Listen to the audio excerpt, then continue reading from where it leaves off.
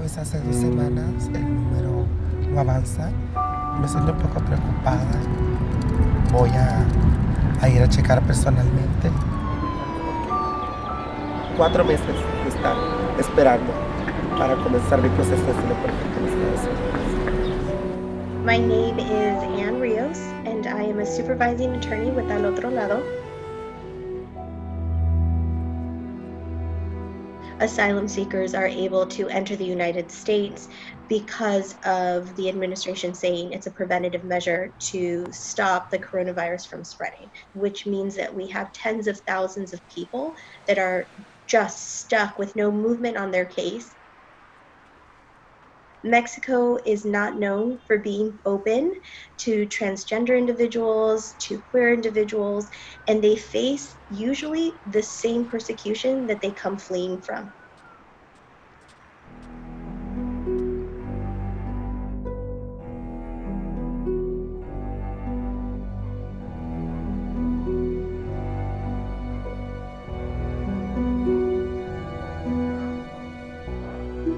We have 18 residents. 13 of them are probably transgender women. This is Firu. He's our stray dog that we adopted. And he's very loved. The flow of immigration to the US has dropped a lot, but the flow of LGBT migrants that are queer are basically going up because the violence in Central America, it's becoming worse.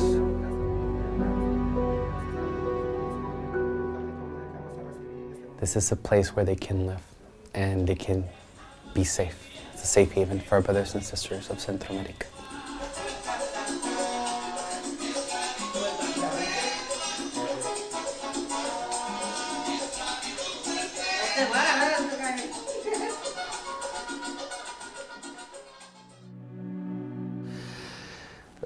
Aurora came with another friend from El Salvador, and she basically, the same, was seeking for asylum. Aurora stayed with us for 5 months, and she went through her process. She went through customs. At that time, we didn't have other organizations to help us prepare with their cases. She didn't take any evidence with her, and she was deported back to El Salvador. See, when you have people that are in your organization for more than 4, 5, 6 months, and you know them, and they become part of a family, you know who they are. She was really afraid because the gangs was threatening her that she was going to kill her. The same day that she was in El Salvador, she was killed. And all they sent us was her photo in her coffin. So the gangs intended for me to get this photo so I can get the message that they would meet their end if they don't win their cases in the US.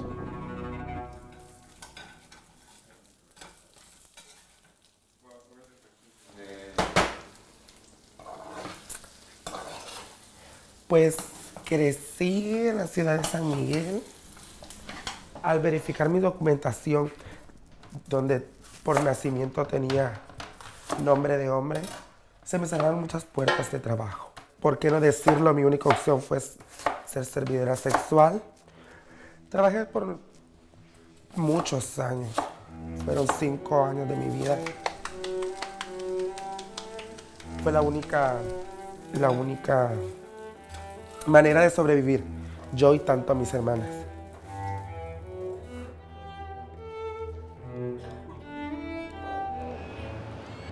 Cuando fui víctima por 8 pandilleros en El Salvador por discriminación y homofobia hacia nosotras. Fue parte de las descargas eléctricas que tuve en mi cuerpo a la edad de 14 años. Lo más difícil fue la violación de esos 8 pandilleros. Estuve 3 meses en coma.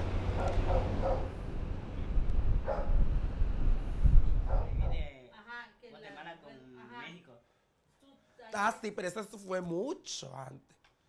Fue 2017 que yo crucé la frontera entre Guatemala y México. Hacía pelo a puro a nadar y Y nada más me cubrió el agua hasta acá.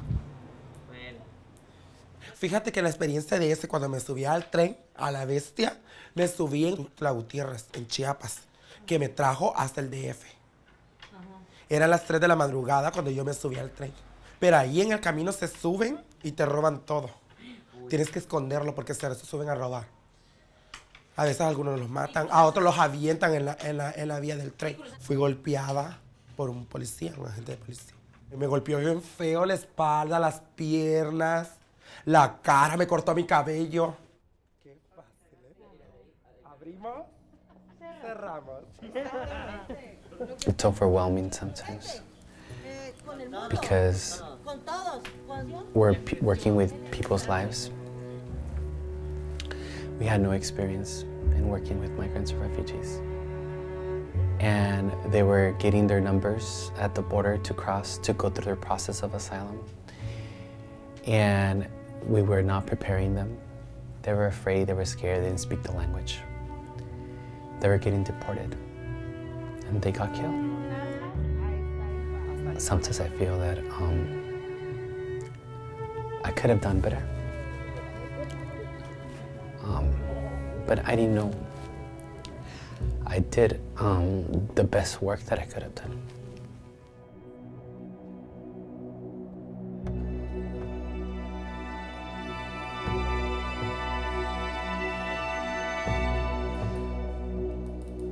Hola, Anja, ¿cómo estás? I'd just like to speak to you a bit about the current situation with coronavirus. I know you've heard a lot about it. I'm sure you know they have, as of last week, the 18th of March, they have officially closed the border. Until they reopen it, you won't be able to cross over. But one thing is not to lose hope and to stay positive.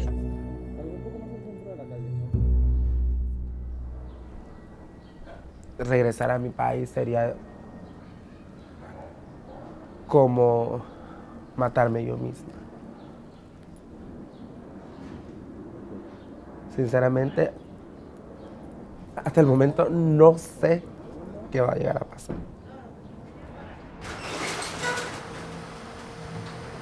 We opened this space in response to the COVID epidemic. Tijuana is definitely one of the hot spots for COVID in Mexico. During phase 2 in Tijuana, the numbers of patients have exponentially increased. So the clinic definitely has maybe approximately 20 patients per day, many more LGBTQ patients as well. The queer migrants who have health complications are more susceptible to COVID-19 because it's difficult to get good care for LGBTQ clients in emergency settings. Any migrant without shelter is much more likely to contract COVID-19 because they don't have the same protections and they don't have the capability of being quarantined. We have to note that it's very hard for a trans woman to get a job, and I mean a legal job. That often drives people into underground economy jobs, which can include high contact jobs with people who may or may not have many infectious diseases, including COVID. We don't have cleaning supplies, we don't have the hand soaps, we don't have the sanitizers, we don't have a lot of the things that we would have to need. I'm really nervous because I don't know how long will this be. We're kind of afraid and we're not prepared. Pues he vivido la cuarentena pues un poco triste, desesperada, más sin saber cuándo van a abrir la frontera, mes a mes, y ya llevo 3 años aquí en México, pues luchando por ese sueño americano. Y pues en estos momentos pues me doy por vencida. En este momento yo decía, cuando me recuperé dentro de mi hospital, pues yo hice una frase.